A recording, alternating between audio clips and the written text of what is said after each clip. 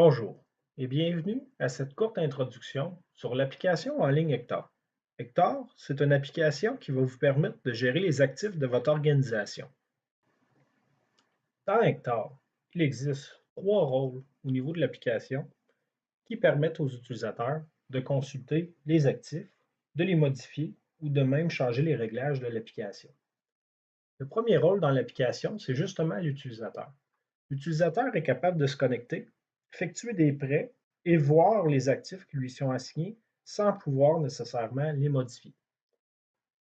Un membre du personnel de votre équipe a accès à Hectare et est capable de modifier les actifs, créer des nouveaux actifs, modifier les magasins, faire la gestion de tous les actifs qui se trouvent dans votre organisation. Et finalement, l'administrateur. L'administrateur est en mesure de faire tout ce qu'un membre du personnel peut faire, mais peut également modifier les réglages de l'application. Lorsque vous êtes prêt à utiliser Hectare, il suffit de naviguer vers l'adresse lien de votre instance et de vous connecter avec votre compte. Dans l'exemple ici, on va se connecter avec un compte qui a des pleins droits d'administrateur à l'application. Lorsqu'on se connecte, on voit ici dans Hectare la fenêtre d'accueil. La fenêtre d'accueil contient des tâches journalières qui doivent être effectuées par les membres du personnel de votre équipe. Ces tâches peuvent être activées ou désactivées si vous ne souhaitez pas avoir des rappels de l'application de choses qui doivent être faites. Ensuite, en haut, on trouve un menu de différentes sections qui ont été activées par rapport à notre instance. Étant donné que je suis un administrateur, j'ai également accès à la section Réglages de l'application. Ici, on se trouve à avoir un icône de notre organisation. D'intérêt pour nous, c'est la section Inventaire. La section Inventaire contient la base d'Hectare, c'est-à-dire les actifs. Les actifs, c'est quelque chose qu'on peut manipuler. C'est quelque chose de tangible qu'on peut prendre dans nos mains. L'idée derrière Hectare, c'est de pouvoir faire le suivi des actifs qui ont de l'importance pour notre organisation. Avant de pouvoir créer des actifs, c'est important qu'Hectare sache de quel genre d'actifs on parle. C'est ici que les items prennent leur importance. Les items sont la représentation dans Hectare d'un actif qui va être soit acheté ou acquis par votre organisation. Avant de pouvoir créer des items, on va devoir créer des types d'items. Les types d'items, c'est une catégorisation générale des items. Ici, on va être le plus générique possible dans le but d'avoir une idée très haut niveau de quel genre d'item qu'on veut créer. On va voir dans un exemple dans pas trop long. Les magasins. Les magasins, c'est l'endroit physique où vont être stockés les actifs avant d'être attribués à des employés, des chantiers, des immeubles ou des utilisateurs. Dans cette démonstration et environnement, on a également activé la fonction en transit. C'est pourquoi elle apparaît ici en dessous des magasins. Si cette fonction n'est pas activée dans votre instance, elle ne sera pas visible ici. Et finalement, on a une section recherche qui nous permet de trouver des actifs dans Hectare. Donc, première étape, ça va être de créer un magasin. Car avant même de pouvoir créer des types d'items, des items ou des actifs, on a besoin d'avoir un magasin dans Hectare. Une fois que je clique sur le bouton magasin, je me trouve à être dans une fenêtre qui me présente la liste des magasins qui ont été créés dans mon environnement. Et je peux en créer autant que je veux. Il n'y a pas de limite au niveau d'Hectare au nombre de magasins qui peuvent être créés. Lorsque je suis prêt à créer mon premier magasin, je vais venir lui donner un nom.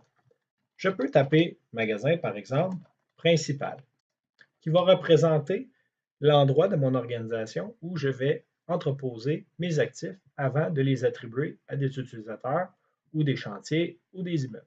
Je peux donner une description. Dans la description, je peux mettre l'adresse ou la localisation. Se trouve au rez-de-chaussée. Évidemment, ici, on peut inscrire ce qu'on le souhaite.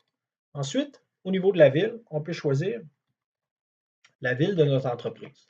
Donc, par exemple, on va venir choisir la ville de Québec. Ensuite, je fais sauvegarder. Donc, on trouve à avoir créé un magasin principal qui se trouve au rez-de-chaussée dans notre ville de Québec et qui contient aucun actif. Donc, notre prochaine étape va être de commencer à nourrir des actifs dans ce magasin. Mais avant de le faire, on va regarder un peu qu'est-ce qui se trouve dans les types d'items.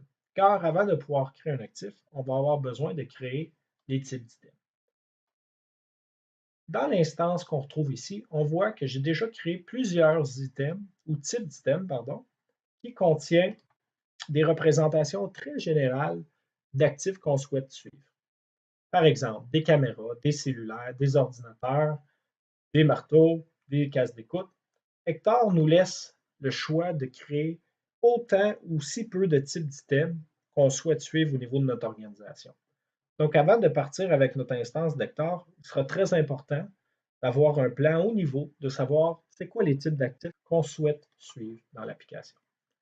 Donc, quand je suis prêt à créer un type d'item, je vais devoir fournir deux choses principales. Un nom pour mon item et un code de 4 lettres.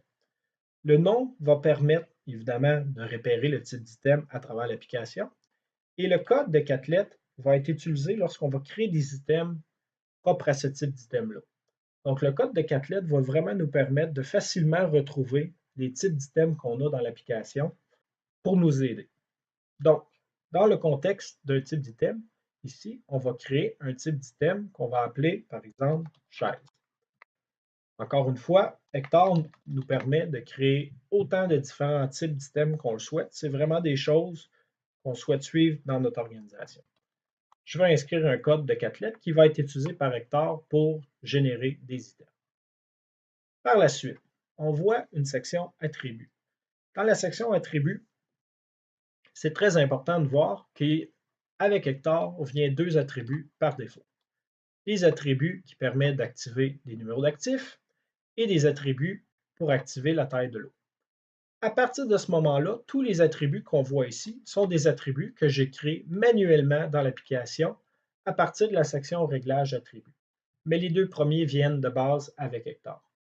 Un numéro d'actif, c'est quelque chose qu'on va utiliser à l'intérieur de notre organisation pour identifier les biens avec une étiquette ou un collant qui montre que l'actif est la propriété de notre organisation. Ce n'est pas obligatoire d'utiliser les numéros d'actifs dans Hector, mais ça permet un meilleur suivi de ces actifs-là. Deuxième chose, c'est les tailles de l'eau. C'est un attribut très important dans Hector qui permet de suivre des actifs qui ont à l'unité une très faible valeur pour l'organisation, mais à laquelle l'organisation va acheter en haut volume. Un bon exemple de taille de l'eau, c'est si notre entreprise achète des boîtes de vis, par exemple 1000 vis. L'idée derrière la taille de l'eau, c'est de ne pas gérer 1000 vis individuellement dans Hector, mais plutôt d'avoir une boîte, donc une quantité d'actifs, qui, elle, contient 1000 vis. Donc, pour notre cas ici, lorsqu'on achète une chaise, c'est peut-être quelque chose à laquelle on va vouloir mettre un collant pour l'organisation. On va peut-être vouloir aussi activer la couleur et potentiellement même les dimensions de la chaise. Au niveau du numéro de série, garantie, numéro IMI, numéro d'ordinateur, c'est des champs qu'on ne choisira pas pour notre chaise. Je fais ensuite sauvegarder et je peux voir ici qu'on vient de créer un type d'item chaise. Ensuite, on est maintenant prêt à créer notre première chaise dans l'application. Ce qu'on va devoir faire, c'est venir dans le menu Inventaire et cette fois-ci aller dans Items.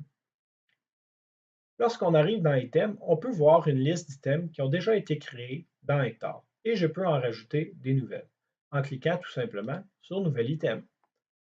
Je viens ensuite choisir ma chaise. J'inscris un fabricant de ma chaise. Je serai capable de recontacter ce fabricant dans le but de recommander ma chaise. Donc, pour cette démonstration, on va inscrire un nom fictif de fabricant de chaise qu'on va appeler Chair Company. Ensuite, on rentre le modèle d'item. Ici, on peut inscrire soit le modèle d'item directement du fabricant ou un modèle que nous, on va mieux comprendre lorsqu'on regarde. Donc ici, on peut dire chaise d'ordinateur. Chaise avec 5 roulettes et un dossier. Ensuite, on rentre notre numéro d'item de fabricant. Le numéro d'item de fabricant est important lorsqu'on va vouloir recommander la chaise en question. il suffit de contacter le fabricant avec ce numéro d'item et on peut recommander notre chaise. On rentre ici un prix d'item, par exemple 299 $. Un poids, on peut dire c'est une chaise qui pèse 3 kg. Le type d'emballage d'item. Lorsqu'on achète cet item, de quelle façon que c'est livré à notre organisation? Ça peut venir dans une boîte ou tout simplement une pièce. La durée de vie de l'item. Un champ très important dans Hectare, ça permet justement d'avoir une idée après combien de temps on doit remplacer l'actif dans notre organisation. Donc, l'item en question peut avoir aucune durée de vie, mais peut avoir une durée de vie à vie. C'est vraiment nous, au niveau de notre organisation, qui détermine combien de temps on veut pouvoir faire avec l'actif avant de le remplacer. Donc, par exemple, on peut dire qu'une chaise, c'est à remplacer après 10 années. Ensuite, on va choisir un magasin par défaut.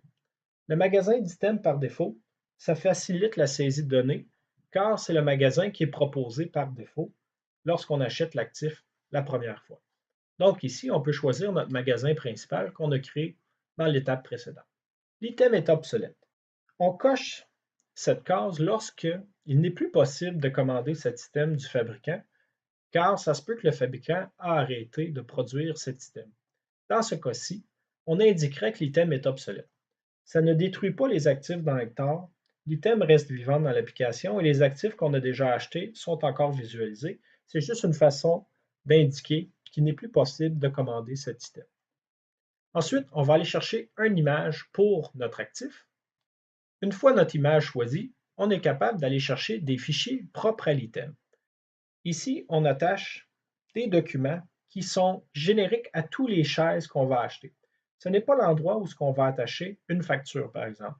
Ici, on veut attacher plutôt une fiche technique de la chaise ou un guide d'entretien qui va s'appliquer à tous les actifs qu'on va acheter de ce type d'item. Donc, on a maintenant attaché la fiche technique, une image, et on a toute l'information sur la chaise. On peut ensuite sauvegarder et lister, qui va nous ramener une page qui contient tous les items dans Hectare, ou sauvegarder et consulter, qui va nous permettre de consulter la fiche de notre chaise. Donc, si on fait sauvegarder et consulter, on voit l'item chaise 0001 avec en mode vue de la chaise. Donc, on n'est pas en mesure de modifier l'information qui se trouve à même notre écran.